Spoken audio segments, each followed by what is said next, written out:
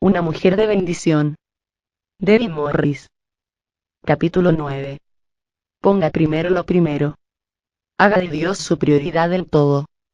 Honra a Jehová con tus bienes, y con las primicias de todos tus frutos, y serán llenos tus graneros con abundancia, y tus lagares rebosarán de mosto. Proverbios 3, 9, 10. Dios no piensa como la mayoría de la gente, por lo que Elías no se asombró cuando vio a la viuda, a quien había sido enviado a buscar, recogiendo leña. Con los pómulos hundidos y el estómago gruñendo, luciendo harapienta y seguida por un hijo tan delgado como un espantapájaros, no lucía como una benefactora. Pero Elías supo de inmediato que lo era.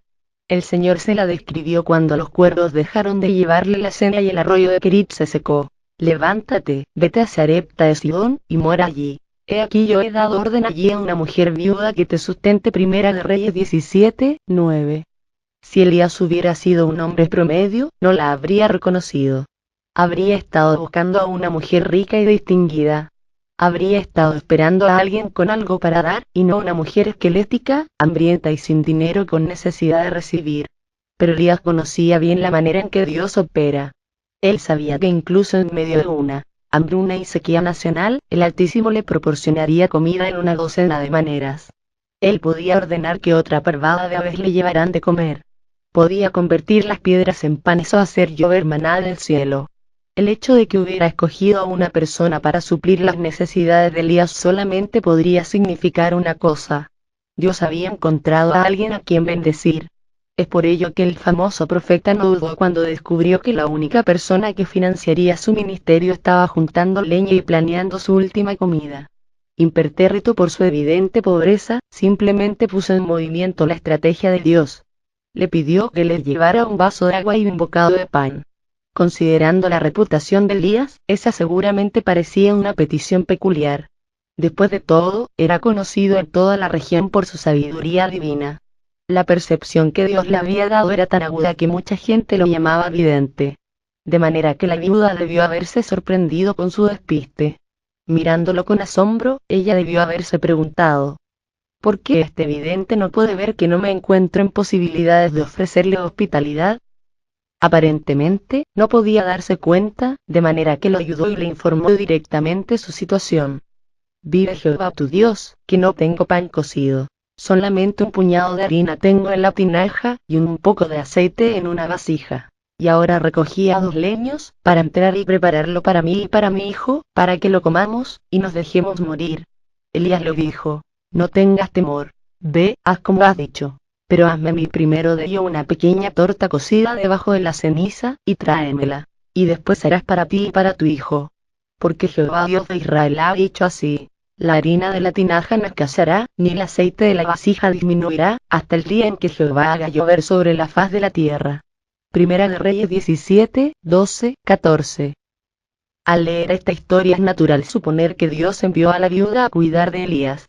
Pero en realidad sucedió lo contrario. Dios envió a Elías a cuidar de la viuda. Al pedirle que alimentara a su profeta, la conectó con sus recursos ilimitados. Le brindó la oportunidad de darle primero a Dios, para que le pudiera corresponder y darle abundantemente a cambio. Entonces ella fue y hizo como le dijo Elías, y comió él, y ella, y su casa, muchos días.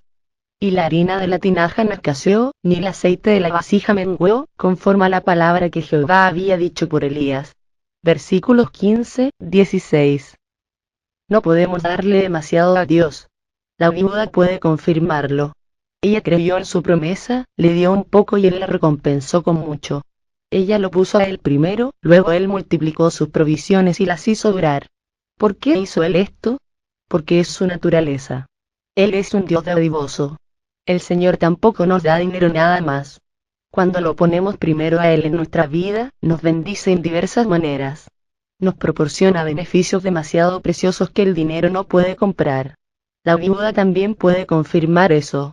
Dios organizó sus circunstancias y salvó la vida de su hijo, no solamente una sino 2 veces. Primero, Dios lo salvó de morirse de hambre con una tinaja de harina sin fondo y una provisión interminable de aceite. Luego, obró un segundo milagro. Arregló que Elías estuviera disponible cuando el niño cayó enfermo y murió. Con un profeta como su invitado, la madre del chico supo exactamente qué hacer el día en que golpeó la tragedia. Ella acudió a Elías por ayuda. Llevó al niño al aposento de la casa donde él se estaba hospedando. Y se tendió sobre el niño 3 veces, y clamó a Jehová y dijo: Jehová Dios mío, te ruego que hagas volver el alma de este niño a él. Y Jehová oyó la voz de Elías, y el alma del niño volvió a él, y revivió. Tomando luego Elías al niño, lo trajo del aposento a la casa, y lo dio a su madre, y le dijo Elías: Mira, tu hijo vive. Versículos 21-23.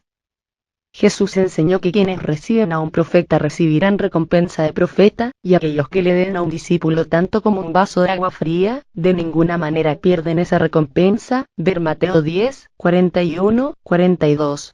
La viuda de Elías nos mostró cómo se hace. Ella no solamente le dio al profeta por ende al Señor en la hora más desesperada de necesidad, ella también le dio a él primero. Y a cambio de un regalo tan pequeño que podía ser valorado en centavos, él le regresó el regalo invaluable de la vida de su único hijo. La bendición de la pizzería. Cuando Robert y yo comenzamos nuestro viaje en el camino de dar extravagantemente, la nación no estaba en hambruna. No estábamos en peligro de morir de hambre y lo sabíamos. De manera que no deseo insinuar que hayamos caminado ni una milla, ni siquiera una cuadra, en los zapatos de la mujer de Sarepta. Pero sí creo que la mirada del rostro de Robert luciría como el asombro que vio Elías cuando le pidió a la viuda que le diera un poco de torta. Después de todo, la noche en que comenzó la aventura, Robert no estaba acostumbrado a regalar nuestro sueldo mensual neto. Y eso es exactamente lo que el Señor le pidió que hiciera. Asustado, inicialmente esperó que de alguna manera hubiese malinterpretado las instrucciones. Mirando amorosamente el cheque que acababa de recibir, no podía imaginar que Dios le hubiera pedido que comenzara con todo eso tan pronto. Como una ofrenda de amor de la iglesia, el pastor se lo había entregado a Robert momentos antes. Me agrada y me asombra decirte que esta es la ofrenda de amor más grande que alguna vez haya dado esta pequeña iglesia, le había dicho. Dios lo usó para bendecirnos esta noche, y estoy muy feliz de poder darle esto. Como evangelista itinerante, Robert contaba bastante con las ofrendas para pagar las cuentas. Esta era la única iglesia en la que tenía programado predicar ese mes. Normalmente, ministraba varias veces al mes, pero incluso de ese modo, solamente llevaba a casa lo suficiente para proveer para nuestro hogar. Pero cuando vio la cantidad del cheque, se dio cuenta de que Dios había hecho un milagro. Con la ofrenda, había cubierto por completo nuestros gastos mensuales. Ahora, luego de disfrutar en asombro la grandiosa provisión de Dios, Robert estaba descifrando cómo se pondría al día si regalaba la ofrenda. Señor, esta no puede ser tu voz, argumentó. Acabas de hacer un milagro con esto para cubrir nuestras necesidades. Dios le respondió simplemente repitiendo sus instrucciones. Al atraer la atención de Robert hacia un misionero que estaba del otro lado del santuario, le dijo: Dale toda la ofrenda. Confía en mí. Robert, quien normalmente obedece rápidamente, se encontró resistiendo la dirección del Señor. Tomó más fuertemente el cheque y oró pidiéndole a Dios que cambiara de opinión. Yo he escuchado a Robert contarme la historia un sinfín de veces. Intenté racionalizar. Intenté negociar. Intenté rogar, dice él. Pero la impresión solo incrementaba. Finalmente ondeé la bandera blanca. Endosé la parte trasera del cheque, lo doblé a la mitad, y luego miré alrededor de la habitación para asegurarme de que nadie estuviera viendo. Al acercarme al misionero, dije algo como: realmente aprecié tu mensaje de esta noche. Por favor, no le digas esto a nadie, pero me gustaría darte esta ofrenda. El cheque está extendido para mí, pero ya te lo endosé. Le entregué el cheque y me retiré. Como éramos diezmadores, Robert y yo ya sabíamos acerca de colocar primero a Dios en nuestras finanzas. Aprendimos algunas cosas acerca de confiarle a Dios nuestro dinero. Pero este tipo de dádiva requería de un nivel de fe completamente nuevo. Además abrió la puerta a un nuevo nivel de bendición. Una hora más tarde, nos dimos cuenta de ello. Sentados en una pizzería con algunas parejas de la iglesia, luego del servicio, un hombre a quien Robert apenas conocía, que se encontraba al otro lado de la mesa, le hizo una pregunta sorprendente. ¿De cuánto fue tu ofrenda hoy? Robert, demasiado asombrado por la audacia del hombre como para pensar en qué más hacer, le dijo. Entonces el hombre le hizo una pregunta más descarada. ¿Dónde está el cheque? Reacio a revelar que lo había regalado, Robert mintió. ¿Puede usted creerlo? Dijo que me lo había dado a mí. Cuando el hombre pidió verlo, Robert pretendió hacer un esfuerzo por recuperarlo. Se levantó, fue al final de la mesa donde yo estaba sentada, me susurró: ¿qué tal está tu pizza? Después de que yo lo mirara socarronamente y le dijera que mi pizza estaba bien, él regresó a su silla y, sí, mintió de nuevo. Le dijo al hombre que había puesto el cheque en el coche. El cheque no está en el coche, Robert respondió. ¿Cómo lo sabe? Porque Dios me lo dijo, y también me dijo otra cosa desdoblando un cheque hecho por exactamente 10 veces más la cantidad que Robert había regalado. El hombre lo extendió y lo ondeó para que Robert lo tomara. Cuando lo hizo, en lugar de dejar que el cheque se fuera, el hombre lo sostuvo un momento y miró a Robert a los ojos, mientras el cheque estaba entre ambos. Dios te ha enseñado acerca de la dádiva para que tú puedas enseñarle al cuerpo de Cristo, dijo él, y luego soltó el cheque. Aunque sé con seguridad que el hombre del cheque no era Elías, tuvo el mismo efecto en nuestra vida que Elías en la vida de la viuda. Su sensibilidad y obediencia espiritual nos ayudaron a poner en movimiento la estrategia de Dios en nuestra vida. Nos ayudaron a lanzarnos a una vida de dar dirigida por el Espíritu que nos comprobó más allá de cualquier duda que es imposible darle demasiado a Dios. Eleve las apuestas. Durante el siguiente año y medio dimos y recibimos más extravagantemente de lo que imaginamos. Regalamos 9 vehículos, y cada vez, el Señor los reemplazó. Incrementamos lo que dábamos a 70% y, debido a que nuestros ingresos se dispararon, vivimos más cómodamente con el 30% que con el 90%. Nuestra fe y nuestra audacia crecieron, el Señor continuó elevando las apuestas y mostrándonos cuánto podía hacer Él. Hacia el final de esos 18 meses, nos dirigió a regalar todas nuestras posesiones, nuestros 2 coches, nuestra casa y todo el dinero de nuestras cuentas bancarias. Oramos al respecto el tiempo suficiente para asegurarnos de haber escuchado correctamente, buscamos al Señor acerca de cómo hacerlo y a quién se lo daríamos, y luego obedecimos. Una vez más, el Señor nos bendijo a cambio sin medida. A menudo la gente escucha acerca de esa temporada de nuestra vida y nos pregunta cómo nos sentimos al regalar todo. Mi respuesta algunas veces los sorprende. Suponen que yo tuve que batallar con el temor y la tristeza. Pero no sucedió así. Al contrario, yo estaba emocionada. Nos encontrábamos en una gran aventura con Dios. Como cuando Pedro caminó sobre el agua, nosotros habíamos salido de la barca y puesto nuestros ojos en Jesús, el autor y consumador de nuestra fe. Nuestra ofrenda no parecía como un gran sacrificio. Solamente era simple obediencia al Señor, y yo me sentí gozosa al respecto. Las cosas, después de todo, son cosas. Eso no es realmente importante, especialmente cuando las comparamos con las recompensas incorruptibles del cielo. Aunque hubiera tenido algunas emociones negativas con que lidiar, no habría importado. Esto no se trataba de emociones, se trataba de obediencia a Dios. Obedecerlo en cualquier nivel siempre nos da la oportunidad de ser bendecidas. Yo no pensé necesariamente que la bendición de Dios nos haría ricos, pero yo estaba confiada en que no terminaríamos en la calle. Robert y yo habíamos confiado en Dios y visto su fidelidad en nuestra vida una y otra vez. Sabíamos que Él nos proveería. No éramos novatos que se daban de topes con una fe ciega. Nosotros habíamos estado en un viaje con Dios durante años. Este era solo un paso más. Yo también sentía la inseguridad de saber que mi esposo tendría tanto trabajo como fuera necesario para cuidarme. Él siempre ha sido diligente con las finanzas de nuestra familia. En ningún momento de nuestro matrimonio me he preocupado con que él no logre satisfacer nuestras obligaciones. Nuestro historial crediticio es grandioso. Robert es un dador, sí, pero él también atiende los pendientes. Hay veces en que nuestro ingreso me pareció enorme, pero, debido también a que estábamos dando una gran cantidad, nuestro estilo de vida continuaba siendo frugal. En una ocasión, el fenómeno me desconcertó. Robert me decía acerca de una gran ofrenda de amor que había recibido, y yo decía, súper. Ahora podemos comprar el nuevo sofá que hemos estado esperando. No, no tenemos dinero para eso, él respondía. ¿Por qué no? ¿A dónde se fue? Resultaba tentador preguntar. Pero yo sabía cómo administraba las cosas Robert. Debido a que vivíamos por fe, hacía el pago de la casa con 2 o 3 meses de anticipación. Ahorraba una parte. Y luego daba como el Señor lo guiara. De manera que muy a menudo, no había dinero sobrante para gastar en lujos. Al final, para mí estaba bien. No necesito mucho para ser feliz. Sí, me gustan las cosas de buena calidad, pero si es necesario, puedo prescindir de ellas. Me importan más mis relaciones familiares, tener lazos de calidad con nuestros hijos y nietos, que tener muchas cosas. Lo único que resentí un poco durante nuestra temporada especial de dádiva extravagante fue que algunas personas supusieron que éramos ricos.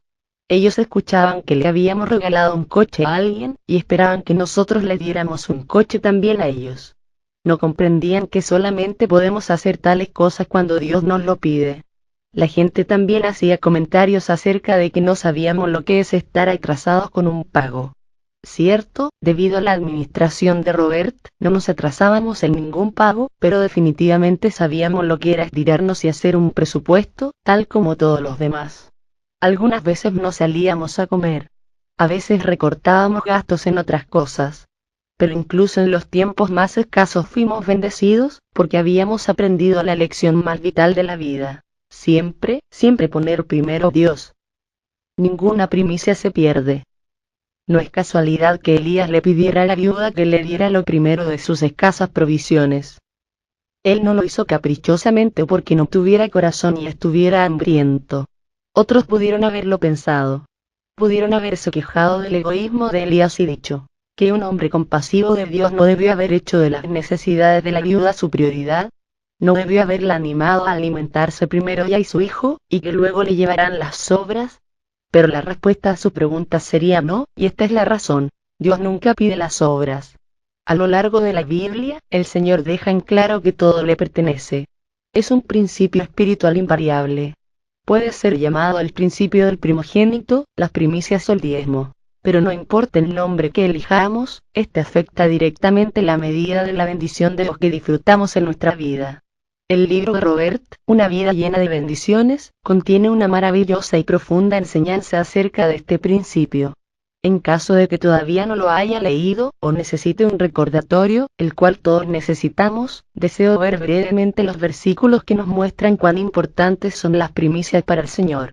Comencemos con el principio del primogénito. Aparece por primera vez en el capítulo 4 del Génesis, donde Caín y Abel le llevan sus ofrendas al Señor. La historia continúa así. Y Abel fue pastor de ovejas, y Caín fue labrador de la tierra. Y aconteció andando el tiempo, que Caín trajo del fruto de la tierra una ofrenda a Jehová. Y Abel trajo también de los primogénitos de sus ovejas, de lo más gordo de ellas. Y miró Jehová con agrado a Abel y a su ofrenda, pero no miró con agrado a Caín y a la ofrenda suya. Génesis 4, 2, 5. La gente algunas veces se confunde acerca de por qué Dios rechazó la ofrenda de Caín. Pero la explicación es simple. A diferencia de Abel, quien le dio a Dios los primogénitos, lo cual representaba lo primero de su ingreso, Caín le dio las obras. Él cultivó sus plantíos, cegó su primera cosecha, se ocupó de sus asuntos personales, y luego andando el tiempo, se dispuso a dar una ofrenda. De acuerdo con Dios, tal actitud es peligrosa. Él dijo que eso indicaba que el pecado está a la puerta. Versículo 7. Como Caín, cualquiera que no logre colocar primero a Dios en su vida va directo a tener grandes problemas. Encontramos que el principio del primogénito se menciona en Éxodo 13, donde el Señor estableció un precedente espiritual duradero, al darle este mandamiento a los israelitas, quienes estaban a punto de ser liberados de la esclavitud de Egipto. Conságrame todo primogénito. Cualquiera que abre matriz entre los hijos de Israel, así de los hombres como de los animales, mío es. Dedicarás a Jehová todo aquel que abriere matriz, y asimismo todo primer nacido de tus animales. Los machos serán de Jehová. Mas todo primogénito de asno redimirás con un cordero. Y si no lo redimieres, quebrarás su cerviz. También redimirás al primogénito de tus hijos. Éxodo 13, 2, 12, 13. Observe que estos versículos no solo comprueban que el primogénito le pertenece a Dios, también revelan otro hecho crucial. Bajo el antiguo pacto, todos los primogénitos eran sacrificados o redimidos por un cordero que tomaba su lugar. Sacrificio o redención. Esas eran las únicas dos opciones. No había una tercera opción. ¿En qué se relaciona ese principio con nosotros como creyentes del nuevo pacto? Nosotros somos beneficiarios de él. Jesús es el Cordero de Dios que quita el pecado del mundo, ver Juan 1, 29. Dios nos dio a su primogénito para que pudiéramos ser redimidos.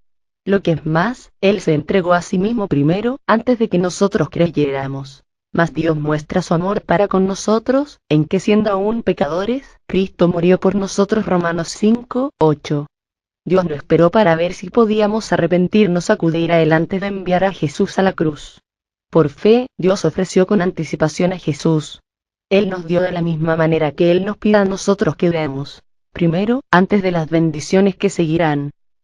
Si usted tenía la idea de que el principio de darle a Dios nuestras primicias es solo asunto del Antiguo Testamento, lea acerca de cómo los israelitas llevaron a cabo el mandamiento de Dios la noche de la Pascua, ver Éxodo capítulo 12. Imagínese lo que sucedió. Luego de sacrificar un cordero por cada hogar, ellos remojaron el hisopo en la sangre. Primero aplicaron la sangre en el lado izquierdo del marco de la puerta, luego en el lado derecho. Finalmente pusieron sangre en la parte superior media del dintel, para que goteara. Al hacerlo, ellos crearon la forma de la cruz, y la cruz los salvó. Cuando la plaga barrió el país, los primogénitos egipcios, quienes por derecho divino le pertenecían a Dios pero que no se los habían entregado, murieron.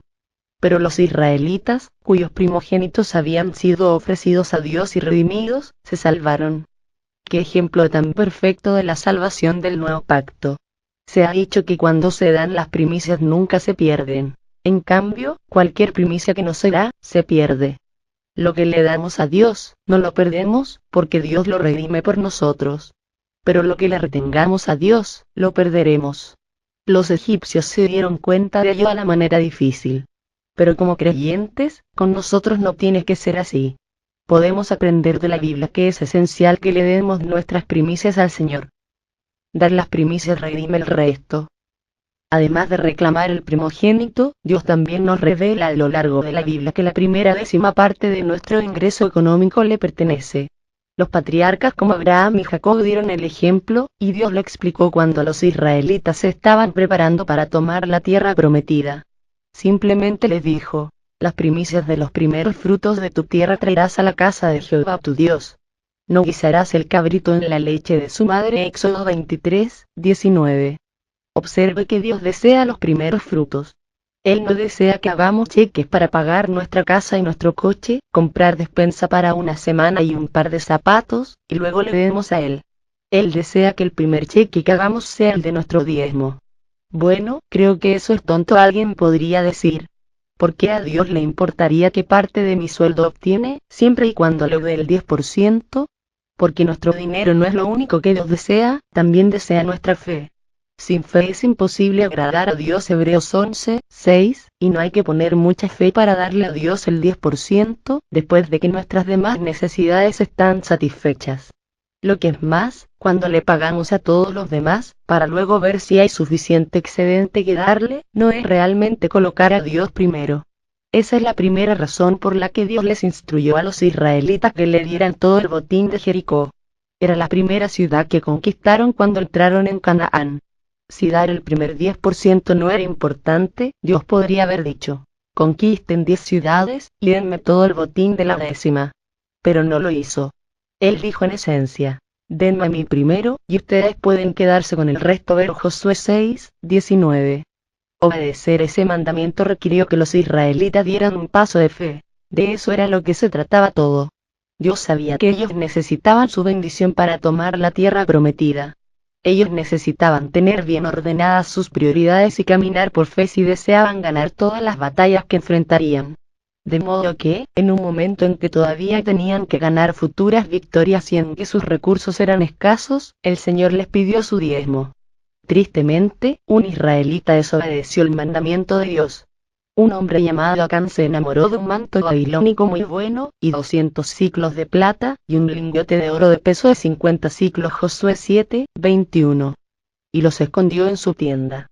Como resultado, Israel sufrió una humillante derrota en su siguiente batalla, y 36 de sus hombres fueron asesinados. ¡Qué tragedia! Israel habría sido bendecido en esa batalla si los tesoros de Acán hubieran sido consagrados a Dios como primicias. Pero debido a que él las conservó, Israel fue maldecido. Lo mismo nos sucede a nosotros. Si tomamos para nosotros lo que le pertenece a Dios, renunciamos a su bendición. Entramos bajo una maldición, porque poseemos bienes robados. Yo sé que estas afirmaciones son duras, pero son un espejo del mensaje que Dios le dio a la gente que retuvo sus diezmos en la época de Malaquías. ¿Robará el hombre a Dios? Pues vosotros me habéis robado. Y dijisteis, ¿en qué te hemos robado? En vuestros diezmos y ofrendas. Malditos sois con maldición, porque vosotros, la nación toda, me habéis robado. Traed todos los diezmos al alfolía y alimento en mi casa. Y probadme ahora en esto, dice Jehová de los ejércitos, si no os abriré las ventanas de los cielos, y derramaré sobre vosotros bendición hasta que sobreabunde. Malaquías 3, 8, 10. La Biblia no deja duda al respecto. El diezmo, o las primicias, es la porción que redime el resto. Al darlo, colocamos primero a Dios en nuestra vida y soltamos nuestra fe, y la fe es el gatillo que dispara sus bendiciones. No es de sorprenderse que Proverbios 3, 9, 10 diga: honra a Jehová con tus bienes, y con las primicias de todos tus frutos, y serán llenos tus graneros con abundancia, y tus lagares rebosarán de mosto. Monovolúmenes, secadores de cabello y consolas. Para ser completamente sincera, Robert y yo no solamente le damos a Dios el 10%. No solamente le damos ofrendas. Le rendimos a Él todo lo que tenemos. Jesús es Señor de todo. De manera que lo que nos diga que hagamos con nuestro dinero o lo que es más, todo lo que tenemos, lo hacemos. Hace algunos años, por ejemplo, el Señor puso en nuestro corazón salir de deudas.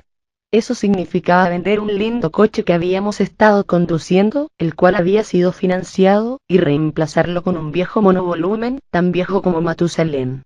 La cosa se tragaba un cuarto de galón, casi un litro, de aceite a la semana y a menudo se moría, dejándonos varados al lado de la carretera. Definitivamente era una aventura sobre ruedas. Nos comprometimos también a comprar solamente lo que pudiéramos pagar con efectivo. De manera que cuando se me descompuso mi secadora de cabello y no teníamos $20 adicionales para gastar en un reemplazo, yo no tenía la opción de cargarla a mi tarjeta de crédito. Mi cabello estaba más largo entonces, y yo lo rizaba con rizadores eléctricos. Para sobrevivir sin secadora, tenía que lavarme el cabello en la noche, dejarlo secar mientras dormía, luego levantarme la mañana siguiente y rizarlo antes de salir. Yo hice mi mejor esfuerzo por convencer a Robert de que una secadora no era un lujo sino una necesidad, y que debíamos usar el dinero de la despensa para conseguirla volando. Él me respondió sugiriendo que oráramos al respecto, lo cual hicimos. Esa tarde, una amiga nuestra fue a visitarnos y dejó un paquete en nuestra veranda. Desde luego, resultó ser una secadora. ¿Cuán extraño es eso? ¿Por qué alguien tendría la necesidad espontánea de regalar una secadora? Cuando le pregunté a mi amiga qué fue lo que la llevó a hacerlo, me dijo: Dios nos dijo que podías necesitarla. Algunos pueden considerar que es un milagro muy pequeño, pero eso impactó mi corazón tremendamente. Yo necesitaba saber que Dios no ve solamente las necesidades de Robert, también ve las mías. Y no solamente se ocupa de lo que normalmente se considera importante. Es tan tierno y dulce que se ocupa de los detalles. Cuenta los cabellos de mi cabeza y me ayuda a peinarlos. Durante esa temporada en que tuvimos un presupuesto apretado, Robert fue meticuloso con respecto a recibir instrucciones del Señor acerca de cuánto debíamos gastar en nuestras compras. Una vez deseábamos una consola y, luego de orar al respecto, Robert sintió que $50 era lo único que debíamos pagar. Fuimos de compras todo el día. Al final, la consola que nos gustó, costaba $59. Yo deseaba rogarle a Robert que se diera y gastara $9 más, pero sabía que él no lo haría. Estaba comprometido a obedecer a Dios con nuestras finanzas. Para él, ese era un asunto de principios. Entonces, compramos la consola de $50. Como era de esperarse, funcionó bien. Las cosas han cambiado con los años. Dios nos ha confiado más dinero del que pudimos haber imaginado entonces. Pero debemos continuar siendo disciplinados y obedientes, de manera que estamos agradecidos por esas lecciones tempranas. Nos han servido bien. Nos han ayudado a aprender que tengamos mucho o poco, debemos buscar al Señor para que nos muestre qué hacer con todos nuestros recursos y ser fieles para obedecer. Yo estoy segura de que cada matrimonio es único. Robert tiene el registro completo de nuestras finanzas. Yo no sé mucho de ellas, no porque él intente esconderme cosas, sino porque tengo una completa confianza en su administración y en la habilidad de Dios para proveernos. Por lo tanto, Cuando Robert y yo hablamos acerca de nuestro dar, yo no tengo un punto de referencia.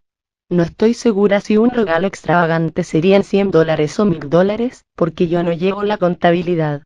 Aún así, cada uno desempeñamos nuestro papel.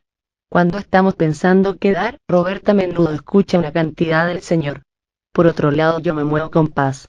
Algunas veces mi marido sugiere una cantidad y yo le respondo, tengo paz, si tú estás seguro. Otras veces he dicho, no sé mucho de nuestras finanzas, pero estaba esperando que pudiéramos dar más. Ha habido ocasiones en que he dicho, ¿estás loco? El dinero no se da en maceta. Es raro, sin embargo, que yo esté menos que emocionada acerca de dar. Tanto Robert como yo hemos llegado a amarlo. Dar se ha convertido en parte de nuestra naturaleza. Algunas veces intentamos detenernos, pero nos alentamos uno al otro, como sucedió recientemente cuando estábamos a punto de darle $100 a un hombre para que satisficiera una pequeña necesidad. Estábamos conduciendo desde el cajero automático con el dinero en la mano, y comenzamos a hablar al respecto. En cuestión de minutos, estuvimos de acuerdo en que $100 no era suficiente, de manera que le hicimos un cheque por una cantidad mucho mayor. Estábamos bastante emocionados de poder dar más. Éramos como un par de niños en Navidad. Aprende una lección de Naamán. Si su esposo no tiene una revelación de la importancia de colocar primero a Dios en las finanzas de su familia, usted puede estarse preguntando ahora mismo cómo es que esto aplica para usted. Posiblemente esté pensando, deseo honrar al Señor diezmando y dando. Deseo disfrutar las bendiciones que vienen cuando colocamos primero lo primero en las finanzas de nuestra familia. ¿Qué puedo hacer? Yo escucho mucho esa pregunta, y esto es lo que normalmente recomiendo. Primero, siga el ejemplo de Esther para hacer una solicitud. Cuando sienta que el tiempo es el correcto y tenga una puerta abierta del Señor, comparta con su esposo lo que está en su corazón acerca de diezmar y dar. Con gracia y sumisión, preséntele su perspectiva y haga su petición. Si él responde negativamente, no lo presione ni lo condene. Acepte y honre su decisión. Luego, solamente continúe orando por él y espere que Dios mueva su corazón. En segundo lugar, si usted tiene algunos fondos que son suyos para hacer lo que desee con ellos, comience a diezmar de ellos. Luego busque aquello en que Dios la esté bendiciendo y compártalo con su esposo. Hágale ver cómo están funcionando el diezmo y dar en su vida. Finalmente, confíe en que el Señor comprenderá su situación y le extenderá misericordia a medida que se someta a la estructura de autoridad que Él ha ordenado en su hogar. Tome consuelo con la historia de Naamán. Él era un comandante del ejército sirio en el Antiguo Testamento, quien fue sanado de lepra bajo el ministerio del profeta Eliseo, ver 2 de Reyes 1:14. Luego de su sanidad, rechazó a los dioses paganos de su tierra natal y declaró, he aquí ahora conozco que no hay Dios en toda la tierra, sino en Israel. Te ruego que recibas algún presente de tu siervo. 2 de Reyes 5:15. Luego Naamán se dio cuenta de que tenía un problema. Como siervo del rey sirio, entre sus responsabilidades se encontraba acompañar al rey cuando fuera a rendirle homenaje al ídolo sirio, Rimón. De alguna manera, Naamán tuvo que reconciliar su devoción a Dios con su obligación de someterse a la autoridad de su rey. Le dijo a Eliseo, porque de aquí en adelante tu siervo no sacrificará holocausto ni ofrecerá sacrificio a otros dioses, sino a Jehová. En esto perdone Jehová a tu siervo, que cuando mi señor el rey entraré en el templo de Rimón para adorar en él, y se apoyaré sobre mi brazo, si yo también me inclinaré en el templo de Rimón. Cuando haga tal, Jehová perdone en esto a tu siervo. Y el Eliseo le dijo, ve en paz. Se fue, pues, y caminó como media legua de tierra. Versículos 17-19. Lo que Dios hizo por Naamán, lo hará por usted. Si usted le obedece al dar lo que pueda a la vez que honra la autoridad de su esposo, Él la bendecirá de acuerdo con la sinceridad de su corazón. Entonces puede ir en paz, sabiendo que ha hecho todo lo que Dios espera que haga. Más que billetes y monedas. Aunque las finanzas sean una gran parte de colocar a Dios en primer lugar, no son la única parte. Él debe ser nuestra prioridad en todo. Nosotros debemos estimarlo y darle a Él el primer lugar de nuestro tiempo, nuestras acciones, nuestros afectos, nuestro trabajo, en todo. Si no lo colocamos primero que nada en estos aspectos, no podemos esperar que Él los bendiga. El tiempo es un asunto importante. Tenemos que apartar un tiempo, tal como apartamos el dinero. Si no priorizamos y le damos a Dios la primera concesión de las horas de nuestro día, las otras obligaciones y tareas se lo comerán. Si le damos el tiempo que Él merece, tendremos que decirle no a las cosas que, aunque puedan ser buenas, no son cosas de Dios. Cuando mis hijos estaban pequeños, por ejemplo, yo tuve que limitar de alguna manera sus actividades. Yo no podía permitirme andar tras los juegos de soccer, softball y béisbol toda la semana. Esos son deportes grandiosos, pero pueden fatigar a las mamás. De manera que tuve que decir no a algunos de ellos. Yo también renuncié a invitaciones para reuniones del vecindario, con el fin de poder hacer tiempo para los grupos pequeños de discipulado que eran una parte esencial de mi servicio al Señor. Lo más difícil de todo fue que tuve que optar por dejar algunas actividades con mis amigas. No podía ser una mariposa social, saliendo siempre a comer y de compras con mis amigas, y al mismo tiempo poner a Dios en primer lugar y satisfacer las necesidades de mi familia. Ahora me alegra, sin embargo, haber elegido hacer al Señor mi prioridad en las diferentes áreas de mi vida. Incluso si eso ha requerido hacer algunos sacrificios algunas veces y dar algunos pasos audaces de fe, no se comparan con las bendiciones que Dios ha derramado a cambio. Aunque algunas de esas bendiciones puedan medirse en billetes y monedas, la mayoría no tiene precio. Hemos tenido el privilegio de caminar con el Señor y servirle en maneras que han excedido nuestros sueños más descabellados. Hemos tenido el gozo de ver crecer a nuestros hijos con amor por Dios y por su iglesia. Los hemos visto casarse con compañeros asombrosos y santos. Hemos sentido la emoción de abrazar a nuestros nietos sanos y felices. Y, luego de más de 30 años de matrimonio, Robert y yo somos más cercanos y estamos más enamorados que nunca. Sí, el Señor nos pidió, tal como Elías le pidió a la viuda, que le rindiéramos a Él lo primero de todo en nuestra vida. Pero estamos más que felices de hacerlo, porque no importa cuánto le demos, continuamos descubriendo que nunca podemos darle demasiado a Dios. Si te gustó el audiolibro puedes contribuir para que sigamos subiendo audiolibros aportando el link de la descripción. Si te gustó el canal dale me gusta y suscríbete, no cuesta nada y ayuda muchísimo. Si desea descargar el libro en la descripción encontrarás un link para descargarlo.